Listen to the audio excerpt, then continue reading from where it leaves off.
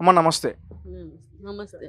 అంటే అతను చనిపోయి అంబులెన్స్‌లో ఒకసారి హాస్పిటల్ తీసుకెళ్దాం కొనూపిరితో ఉన్నాడేమో అని మీరు ట్రై చేస్తే భార్య ఏమందంటే చచ్చిపోయాడు కదా ఇంకెందుకు ఇంకా హాస్పిటల్కి నేను అట్లెట్లా అంటదే అట్లా అన్నప్పుడు నువ్వు అప్పుడే మరి నువ్వు ఆపేది ఉండే కదా నువ్వు ఆ బాత్రూంలోకి ఎందుకు తీసినావు ఏమో అక్క తీయమనంటే తీసిన నాకు కూడా తెలియదు కదా నిజంగా స్ట్రోక్ వచ్చి పడిపోయిండేమో అని అనుకున్నా నాకు కూడా తెలియదు అని అంటే మళ్ళీ తెల్లారి మా కొడుకు వీడేం చెప్పాడు లే పెద్దమ్మ ఇట్లా ఆంబులెన్స్ తోట ఏమన్నాడు ఇది చనిపోయింది కాదు బాబు ఇది మర్డరు అని వాడు వెళ్ళిపోయిండు నాకు అంత అర్థం కాలేదు అన్నట్టు అప్పుడే చెప్పొద్దారా మనం సావన్న చేయకపోతుంటాం కదా అని అన్నాం నాన్న తెల్లారన్నాం అన్నమాట.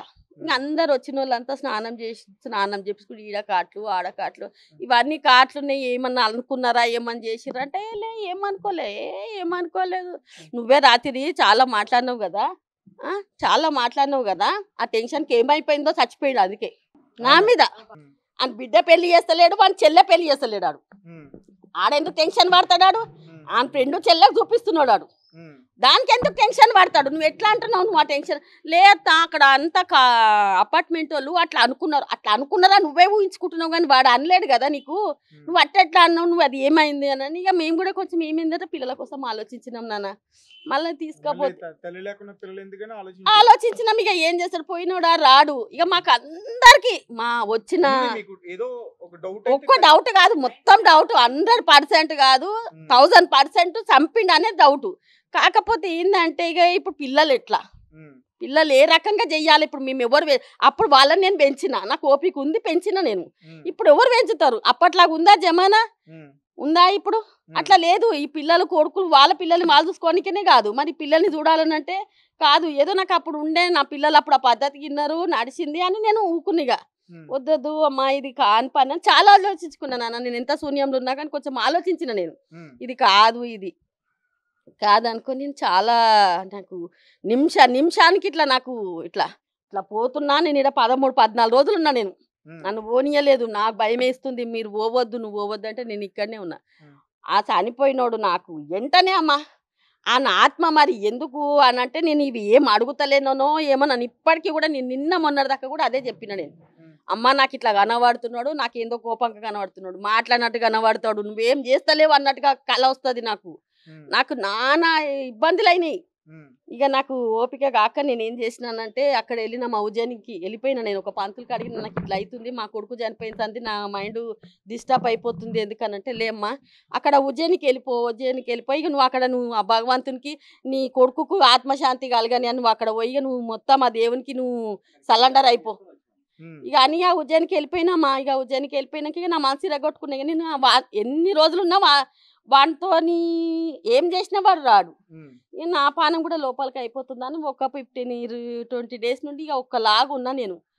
అయితే ఒక నెలమాసికం రోజు కూడా నెలమాసికం అయ్యింది నెలమాసికం రోజు కూడా చేసుకోమ్మా నీ తగ్గట్టు నువ్వు చేసుకో దినం నేనే ఆడపిల్లలు చేసిండ్రు సావు ఆడపిల్లలు చేసిండ్రు 3 వద్దులు ఆడపిల్లలే చేసిండ్రు అందరు కలిసి మళ్ళీ నేను దినాలు చేయనిక మళ్ళీ ఏమైందమ్మా దినాలు అన్నట్టు ఏమొస్తా మా దగ్గర ఏం లేవన్నట్టే సరే అని బొక్కలు 3 వద్దుల రోజు బొక్కలు ఇడవనికే పోతున్నా బొక్కలు ఇక ఏడకు ఇడవాలా కాశీ పోవాలన్నా మా అన్ని ఎక్కడ ఉన్నాయి బాసరలు ఉన్నాయి ఏడు ఇడవాలా నా దగ్గర అంత డబ్బు లేదు నీ దగ్గర లేదు అంటున్నావు మరి ఇప్పుడు దినాలు చేయాలన్నా ఈ కాలంకి 60-70 వేల మామూలుగా చేసిన 60-70 వేలకు తక్కువ అవుతలేవు.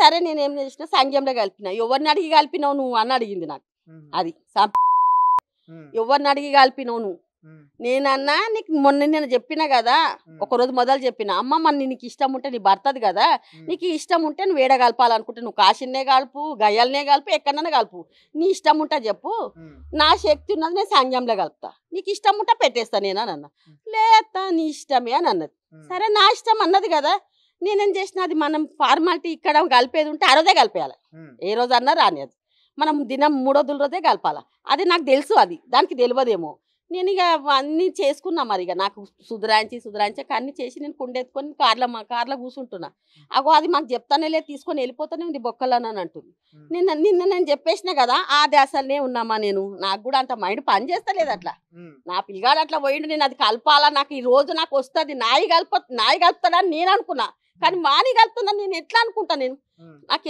నాకు నిలువెత్తు నాకు ఇట్లా అయిపోతుంది పిల్లలు చిన్న పిల్లలు కుండ పట్టుకోనికి వస్తలేదు, ఎవరిని పట్టియాలి ఎవ్వరు లేరు. నేనే పట్టుకొని నేనే తిరిగి అంత దానికి సమాధానం చెప్పి అమ్మ నిన్న చెప్పిన గట నువ్వు చెప్పలే, మా చెవులన్నీ మూసుకున్నామని దాని తల్లి. అది పెద్ద కొట్లాట చేస్తే కూడా సరే మంచిది, దీన్ని ఇది మనం పని కావాలి దాంతో పెట్టుకుంటే. ఇప్పుడు అది ఎడగలపాలన్నది నా దగ్గర లేదు శక్తి.